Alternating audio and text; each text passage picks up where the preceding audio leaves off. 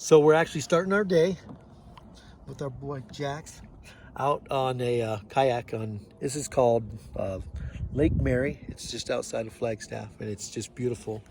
And on the weekdays, it's a little calmer, so we can get a little exercise in the morning since all the gyms and everything are closed. And there's my beautiful wife, Hannah. And there's Jax. And so I want you guys to have a great day. Hey, Hannah, you got anything to say? Get up and live. Get up and live, guys. Love you.